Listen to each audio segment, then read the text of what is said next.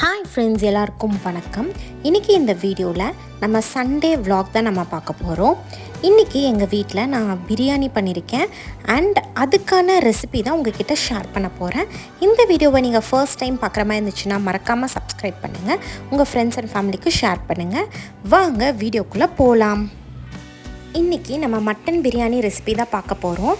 அதுக்கு ஒரு 1/2 கிலோ மட்டனை வந்துட்டு நல்லா வாஷ் பண்ணி எடுத்துக்கோங்க. இப்போது ஒரு 3 ஸ்பூன் கர்ட் வந்து நம்ம ஆட் பண்ணிக்கலாம். இப்போ இது கூட ஒரு 4 ஸ்பூன் மல்லித்தூள் ஆட் பண்ணிக்கோங்க.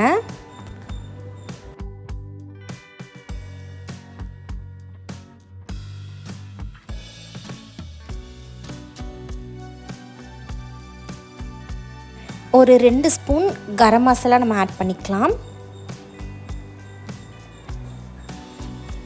அண்ட் ஒரு பிஞ்ச் டர்மரிக் பவுடர் வந்து ஆட் பண்ணிக்கோங்க. இப்போது இதை வந்து நல்லா மிக்ஸ் பண்ணி வச்சிடலாம். ஸோ இந்த மாதிரி நம்ம பண்ணும்போது அந்த மசாலாஸ் எல்லாம் வந்துட்டு மட்டனுக்குள்ளே நல்லா பைண்ட் ஆகும். ஸோ இந்த மாதிரி நீங்கள் மேரினேட் பண்ணும்போது மட்டன் வந்து ரொம்ப சாஃப்டாகவும் ஜூஸியாகவும் இருக்கும்.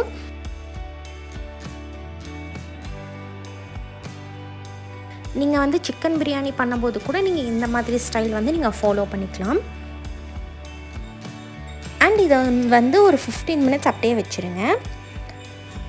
இப்போ குக்கரில் வந்துட்டு நம்ம ஆயில் வந்து ஆட் பண்ணிக்கலாம். அண்ட் இப்போ நல்லா எண்ணெய் வந்து சூடாகணும். எண்ணெய் சூடானதும் ஒரு 2 ஸ்பூன் ஒரு 3 ஸ்பூன் நீங்கள் வந்து கீ ஆட் பண்ணிக்கோங்க. இப்போது இந்த பிரியாணிக்கு ஆட் பண்ணக்கூடிய ஸ்பைசஸ் எடுத்திருக்கேன். பட்டை, கிராம்பு, சீரகம், ஏலக்காய், அன்னாச்சிப்பூ இதெல்லாம் எடுத்திருக்கேன். இப்போ இதை நம்ம வந்து எண்ணெய் காஞ்சதும் இதை ஆட் பண்ணிக்கலாம்.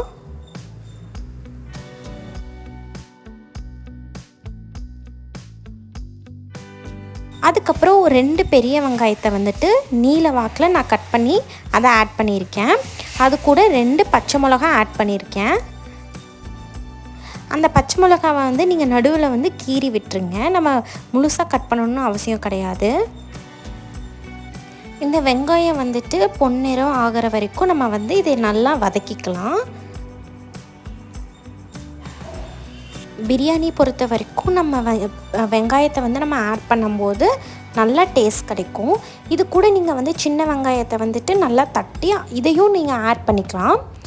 அடுத்தது நான் தேவையான அளவு உப்பை வந்துட்டு நான் ஆட் பண்ணிக்கிறேன். ஒரு 3 டேபிள் ஸ்பூன் கல்லுப்பு வந்து நான் ஆட் பண்ணியிருக்கேன். நான் பொதுவாக சமையலுக்கு வந்து கல்லுப்பு தான் நம்ம ஆட் பண்ணுவேன்.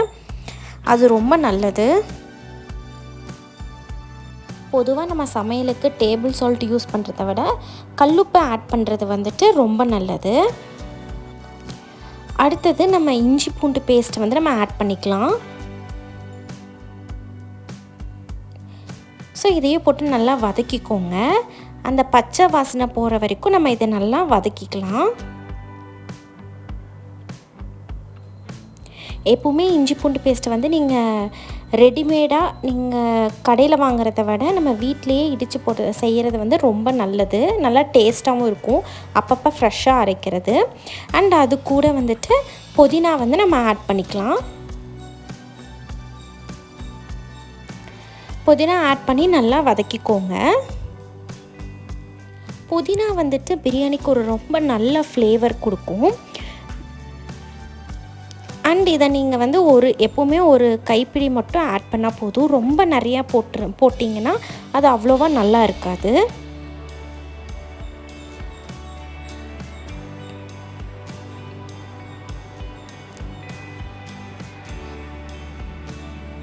அடுத்தது நான் ஒரு பெரிய தக்காளி எடுத்து நல்லா நறுக்கி இதை ஆட் பண்ணிக்கிறேன்.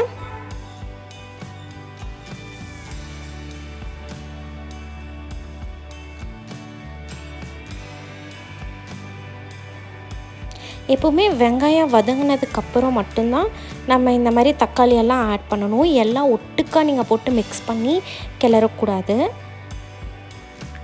எப்போவுமே சண்டேனாவே நான்வெஜ் தான். நான்வெஜ் வந்துட்டு சண்டே நம்மளுக்கு செய்யலைன்னா அது ரொம்ப போரிங்கான சண்டேவாக தான் இருக்கும். அண்ட் மண்டே நம்ம வந்து பிரிஸ்காக ஒர்க் பண்ணோன்னா சண்டே வந்து கண்டிப்பாக நம்ம நான்வெஜ் செஞ்சு தான் ஆகணும். மட்டன் பிரியாணி செஞ்சு அண்ட் மட்டன் கிரேவி கூட சாப்பிடும்போது செம்ம டேஸ்டியாகவே இருக்கும்.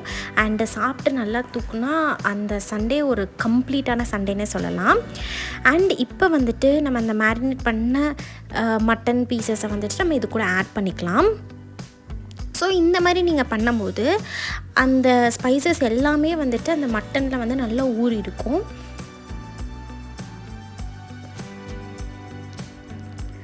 அண்ட் மட்டனுமே ரொம்ப சாஃப்டாக இருக்குன்னே சொல்லலாம். ஜென்ரலாகவே ஒரு மட்டன் வந்து ஒரு 10-12 விசில் விட்டால் தான் நல்லா வேகும்.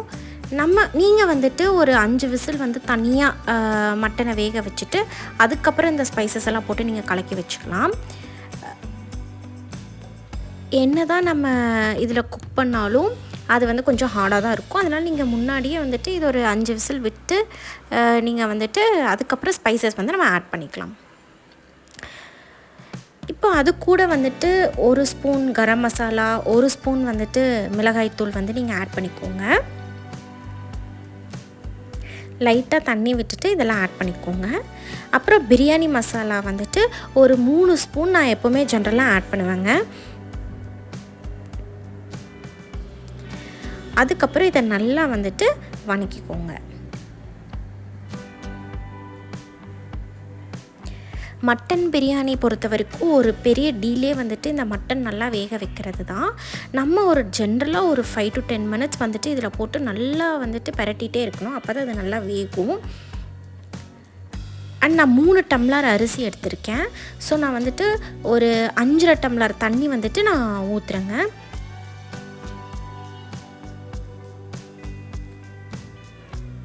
நான் இதுக்கு சீரக சம்பா அரிசி தான் நான் யூஸ் பண்ணியிருக்கேன்.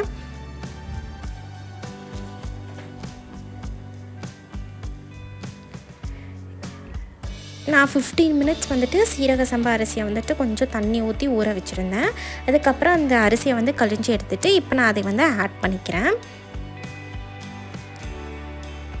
3 டம்ளர் சீரக சம்பா அரிசிக்கு வந்து நான் 5 டம்ளர் தண்ணி வந்து யூஸ் பண்ணுறேன். 5 to நீங்கள் 5.25 டம்ளர் வந்துட்டு நீங்கள் தண்ணி ஊற்றினீங்கன்னா கரெக்டாக இருக்கும்.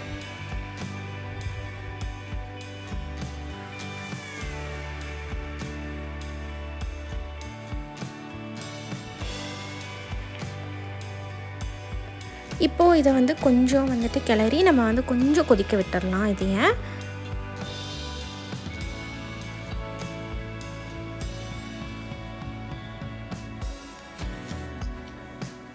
இப்போ நீங்கள் வந்து உப்பு காரமெல்லாம் கரெக்டாக இருக்கான்னு சொல்லிட்டு செக் பண்ணி பார்த்துக்கோங்க. இப்போ சப்போஸ் கம்மியாக இருந்துச்சு அப்படின்னா நீங்கள் வந்து அதுக்கு தேவையான மாதிரி நீங்கள் ஆட் பண்ணிக்கோங்க. அண்ட் ஃபைனல் டச் வந்துட்டு கொத்தமல்லி லீவ்ஸை வந்துட்டு நம்ம போட்டுக்கலாம்.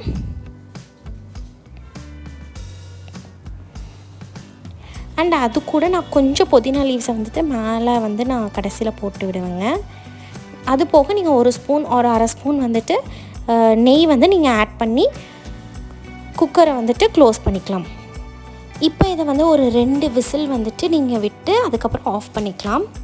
1 விசில் விட்டுட்டு அதுக்கப்புறம் சிம்மில் வச்சுட்டு அதுக்கப்புறம் 2வது விசில் வந்தோடனே நீங்கள் ஆஃப் பண்ணிக்கலாம். அவ்வளோதாங்க, சுட சுட மட்டன் பிரியாணி வந்து ரெடி ஆயிடுச்சு. இப்போ இதை கிளறிக்கலாம்.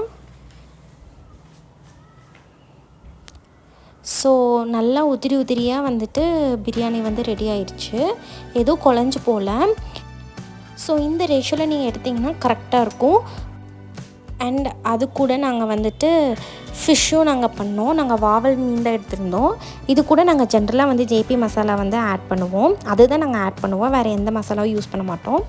அண்ட் அது கூட நம்ம வந்துட்டு மஞ்சள் தூள், அது கூட வந்துட்டு 1 ஸ்பூன் மல்லித்தூள், இஞ்சி பூண்டு பேஸ்ட்டு, அதுக்கப்புறம் கார்ன்ஃப்ளவர் மாவு, அரிசி மாவு, கொஞ்சம் உப்பு சேர்த்து நல்லா வந்து பைண்ட் பண்ணி எடுத்துக்கோங்க. இது வந்துட்டு இது எப்படி பண்ணுறது அப்படின்னு சொல்லிட்டு ஆல்ரெடி நம்ம ஒரு வீடியோ பண்ணியிருக்கோம். அதோட லிங்க் வந்துட்டு மேலே ஐகார்ட்டில் நான் கொடுக்குறேன், நீங்கள் செக் பண்ணி பார்த்துக்கோங்க. ஸோ இப்போ வந்து இதை எண்ணெயில் போட்டு நல்லா பொரிச்சு எடுத்துக்கலாம். இப்போ உங்களுக்கு இது ரொம்ப ஸ்பைஸியாக வேணும்னா நீங்கள் வந்து பெப்பர் கூட நீங்கள் ஆட் பண்ணிக்கோங்க, நல்லா ஸ்பைஸியாக இருக்கும்.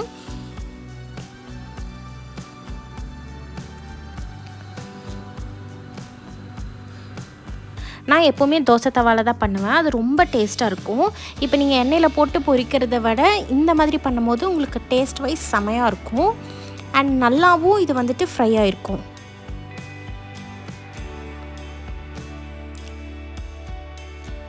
அண்ட் அவ்வளோதாங்க. இன்றைக்கி சண்டே ஸ்பெஷல் என்னென்னு பார்த்துடலாமா?